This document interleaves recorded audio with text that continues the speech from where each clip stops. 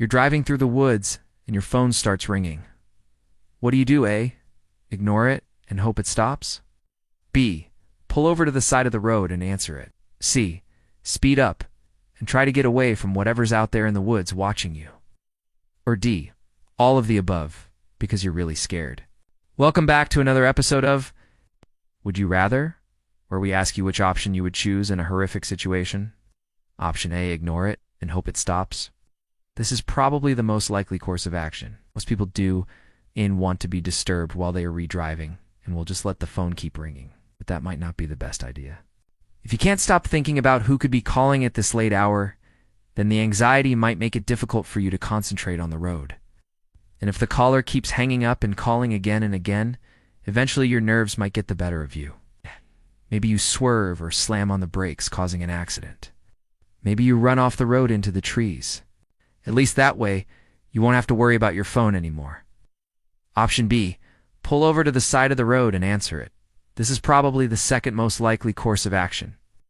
There's something unsettling about being alone in your car in the middle of the night with your phone ringing, especially when you know that whoever is out there in the dark woods is watching you. And it's also possible that they're the one who called you. So what are you going to do? Just ignore it. That seems rude.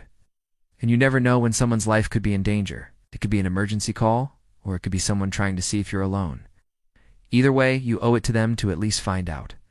After you park your car and turn on your hazard lights, you can look around to make sure you're safe before opening your door and answering your phone.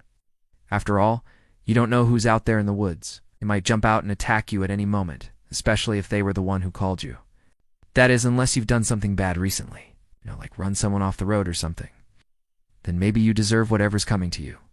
Option C, speed up and try to get away from whatever's out there in the woods watching you. When fear takes hold of you, your instincts tell you to run, to get as far away from danger as possible. Speeding up is probably the most dangerous option. Other than running off the road into a tree or a ditch, you're more likely to cause an accident by swerving in and out of your lane or slamming into the car in front of you. Not only that, but speeding in a panic is much more likely to attract the attention of whatever is in those woods. Like if this is some sort of forest creature, speeding away from it is like shining a spotlight right on your prey. Whatever is out there in the dark will be able to see you clearly now, and if it wants to chase you down and kill you, then that's exactly what it'll do. So if you're going to answer your phone, you may as well pull over and do it quickly. That way you minimize the amount of time you re-expose to whatever is out there in the woods. Or option D, all of the above, because you're really scared. If you're very frightened, you could do all of these things, and that would definitely lead to disaster. You could ignore the phone, but then glance over your shoulder at the dark woods, then accidentally rear-end the person in front of you.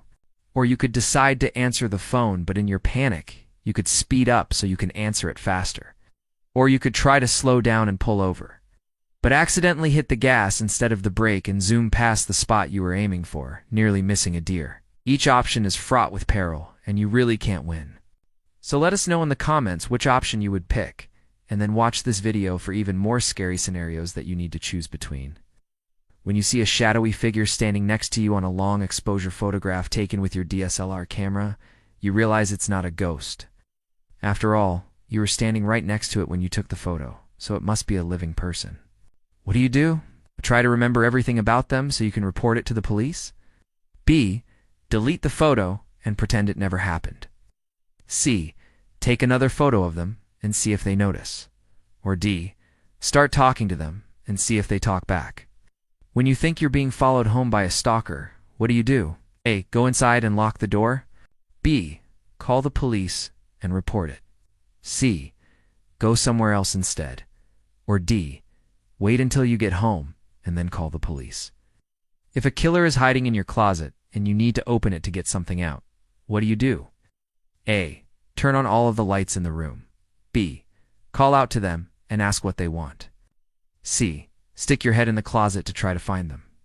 Or D. Grab a weapon before you open the door. When you see a dead body floating in the water, what do? Call the police and tell them where you saw it. B. Dive in and try to save them. C. Hope that someone else dives in and saves them. Or D. Leave the area quietly so no one will ever know. When you hear footsteps behind you on a dark street, what do? A. Walk faster. B. Start running. C. Cross the street and hide between parked cars. Or D. Turn around and face the person making the noise. When you see a monster under your bed, what do? Continue sleeping and pretend it wasn't there? B. Scream and wake everyone up? C. Move to a different bedroom?